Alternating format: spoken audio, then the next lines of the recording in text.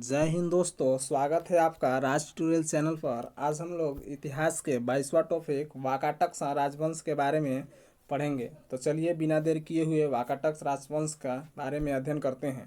वाकाटक राजवंश, कौन सा राजवंश पढ़ना है? वाकाटक राजवंश। ठीक। वाकाटक राजवंश की स्थापना 255 ईस्वी पूर्व के लगभग विंध्य शक्ति नामक व्यक्ति ने की थी। इसके पूर्वज सातवाहनों के अधीन बारार यानी विदर्भ के स्थानीय शासक थे।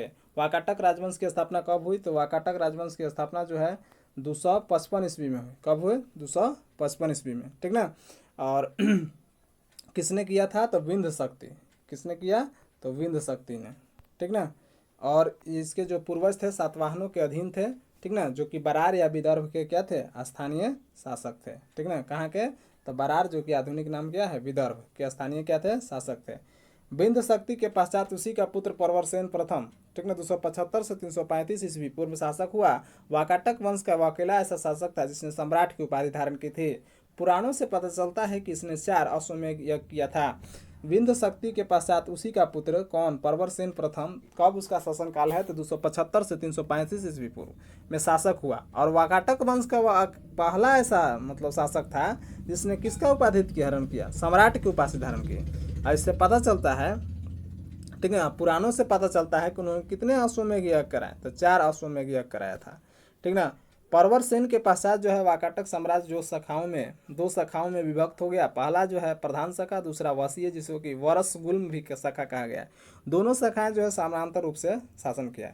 यानी कहने का मतलब है कि प्रवरसेन की जब मृत्यु हुआ तो उसके पश्चात जो है वाकाटक साम्राज्य जो है 2 भागों में विभक्त हो गया। पहला भाग प्रधान शाखा और दूसरा भाग वसीय जिसको कि वरसगुल्म शाखा भी कहा जाता है। और दोनों शाखाओं ने समानांतर रूप से शासन किया। प्रधान शाखा के प्रमुख राजा रुद्रसेन प्रथम 335 से 360 ईस्वी तक, प्रभावती गुप्ता का संरक्षण काल 390 से 410 ईस्वी तक, प्रवरसेन द्वितीय का 410 से 440 ईस्वी तक, और नरेंद्र सेन 440 से 460 ईस्वी तक, पृथ्वी सेन द्वितीय 460 से 480 ईस्वी तक। यानी कि प्रधान शाखा के प्रमुख राजा हुए कौन कौन हुए? तब रुद्रसेन प्रथम हुए। इनका शासनकाल कब है? तो 335 से 360 ईस्वी तक। कितना है? 335 से 360 ईस्वी तक। प्रभावती गुप्ता इसका संरक्षण काल कब हुआ? तो 390 से 410 ईस्वी तक।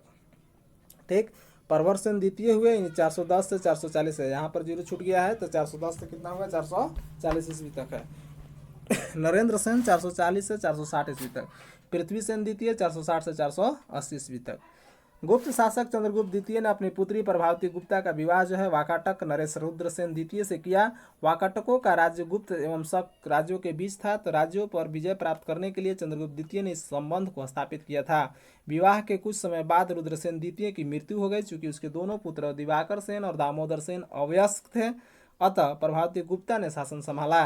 यह काल वाकाटक गुप्त संबंध का स्वर्ण काल रहा।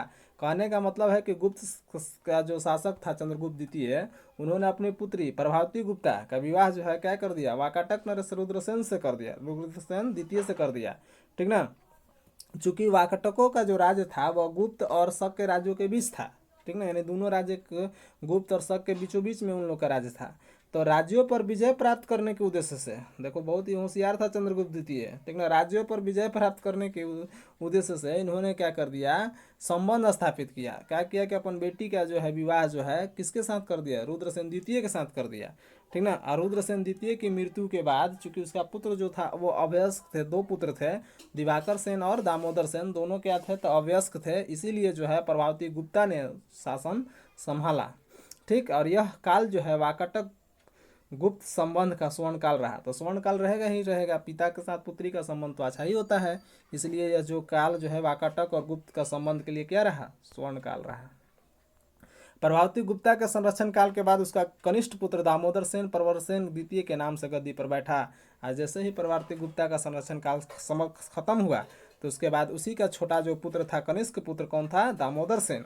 वह जो है प्रवरसेन के द्वितीय के नाम से जो है गद्दी पर बैठा। दोस्तों, यदि वीडियो आपको अच्छा लगता है तो लाइक कीजिए, सब्सक्राइब कीजिए, अपने दोस्तों में शेयर कीजिए। ठीक ना। और बेल घंटा जरूर दबाइए ताकि जैसे ही नए वीडियो अपलोड हो तो आपको तुरंत जो है नोटिफिकेशन मिल सके। तो चलिए आगे हम लोग इसके बारे में पढ़ते हैं। पृथ्वीसेन द्वितीय वाकाटकों की प्रधान शाखा का अंतिम शासक था और उसके बाद उसका राज्य वासिम शाखा के हरिसेन के हाथों में चला गया। यानी पृथ्वीसेन जो था वह द्वितीय वाटकों की प्रधान शाखा का अंतिम शासक था। यानी जो प्रधान शाखा में बटा हुआ था तो उसका जो अंतिम शासक कौन था, तो पृथ्वीसेन द्वितीय। ठीक, उसके बाद राज्य जो है वसीम शाखा के हरिसेन के हाथों में चला गया, और उसके बाद जो है उसका राज्य कहाँ चला गया, तो वसीम शाखा के हरिसेन के हाथों में चला गया। तो चलिए अब पढ़ते हैं हम लोग किसके बारे में, वसीम शाखा के वाकाटक के बारे में। तो वाकाटक वंश की शाखा की स्थापना 330 ईस्वी के सम्राट परवरसेन के छोटे पुत्र सर्वसेन ने की थी।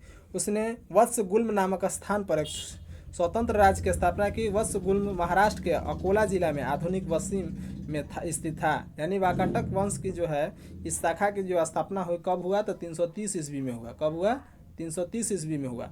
और किसने किया, तो परवरसेन का छोटा पुत्र सर्वसेन ने किया। ठीक ना, किसने किया, परवरसेन का छोटा पुत्र सर्वसेन ने। उसने वत्स गुल्म नामक स्थान पर एक स्वतंत्र राज्य की स्थापना की। कहाँ किया, वत्स गुल्म नामक स्थान पर। ठीक ना, वत्स गुल्म जो है कहाँ है, तो महाराष्ट्र के अकोला जिला में है, जिसका आधुनिक नाम क्या है, वासिम है। ठीक ना, वासिम में अब स्थित है। वासिम शाखा के प्रमुख राजा कौन कौन हुए उसके बारे में पढ़ते हैं। सर्वसेन विंध्य शक्ति द्वितीय 350 से 400 ईस्वी तक, परवरसेन द्वितीय 400 से 415 ईस्वी तक, हरिसेन 475 से 510 ईस्वी तक। यानी वसीम शाखा के जो राजा हुए, प्रमुख राजा हुए, उसमें जो है कौन कौन है, तो पहला जो है सर्वसेन है, दूसरा विंध्य शक्ति द्वितीय है जो कि 350 से 400 ईस्वी उनका कार्यकाल रहा। परवरसेन द्वितीय जिसका कि 400 से 415 ईस्वी तक रहा। हरिसेन 475 से 510 ईस्वी तक रहा। हरिसेन वसीम शाखा का सर्वाधिक शक्तिशाली शासक था। ठीक ना, हरिसेन जो था वह वसीम शाखा का सबसे शक्तिशाली शासक था। यानी कि कहा जाए तो सर्वाधिक शक्तिशाली शासक कौन था वसीम शाखा का, तो हरिसेन था। कौन था, हरिसेन। यह वाकाटक वंश का अंतिम ज्ञात शासक है, और वाकाटक वंश का अंतिम ज्ञात शासकों है। ठीक ना, उसके बाद किसी की जानकारी नहीं मिलती है। वाकाटक वंश के राजा परवरसेन द्वितीय ने मराठी प्राकृत काव्य सेतुबंध की रचना की तथा सर्वसेन ने हरिविजय नामक प्राकृत काव्य लिखा। यानी कि सेतुबंध की रचना किसने किया, तो सेतुबंध की रचना जो है परवरसेन द्वितीय ने कौन भाषा में किया, तो प्राकृत काव्य भाषा सेतुबंध की रचना की, और सर्वसेन ने हरिविजय नामक प्राकृत काव्य लिखा। यानी कि सर्वसेन ने हरिविजय काव्य प्राकृत काव्य ग्रंथ लिखा, और राजा परवरसेन द्वितीय ने मराठी में लिखा कौन सी, सेतुबंध। ठीक ना, संस्कृत की विदर्भ शैली का पूर्ण विकास जो है वाकाटक नरेशों के दरबार में हुआ। संस्कृत की जो एक शैली है जिसका नाम क्या है, विदर्भी शैली, और इसका जो है पूर्ण विकास कहाँ हुआ था, वाकाटक के नरेशों के दरबार में हुआ था। कुछ विद्वानों का मत है कि चंद्रगुप्त द्वितीय के राजकवि कालिदास ने कुछ समय तक परवरसेन द्वितीय की राजसभा में निवास किया था। वहाँ उन्होंने अपने सेतुबंध का संशोधन किया तथा विदर्भी शैली में अपना काव्य मेघदूत लिखा। मतलब कुछ विद्वानों का ऐसा मानना है कि चंद्रगुप्त द्वितीय का जो राज्य कवि था कालिदास, ठीक ना, वह जो है कुछ समय तक कहाँ बिताया था, परवरसेन द्वितीय के राजसभा में निवास किया, और वहाँ पर उन्होंने क्या किया कि सेतुबंध का संशोधन कर दिया। ठीक ना, सेतुबंध बताए ना, कौन लिखा था सेतुबंध। ठीक ना, आपको पहले ही बताएं कि परवरसेन द्वितीय ने लिखा था, को मराठी भाषा में प्राकृत काव्य कौन लिखा था, सेतुबंध। तो उसको क्या किया, कालिदास ने संशोधन किया, यानी उसमें कुछ सुधार किया, और सुधार करने के बाद तथा विदर्भी शैली में अपना काव्य मेघदूत लिखा, और अपना काव्य भी लिखे। आप लोग जानते होंगे कि कालिदास ने अभिज्ञान शकुंतलम मेघदूतम, ठीक ना, ये सब जो काव्य लिखे हुए हैं ये परीक्षा की दृष्टि से बहुत इंपॉर्टेंट है। कभी कभी पूछ देता है कि मेघदूत के लेखक कौन है, ठीक ना, या किसकी रचना है, तो कौन सा है, तो कालिदास है। ठीक ना, और कौन शैली में लिखे हैं, विदर्भी शैली में।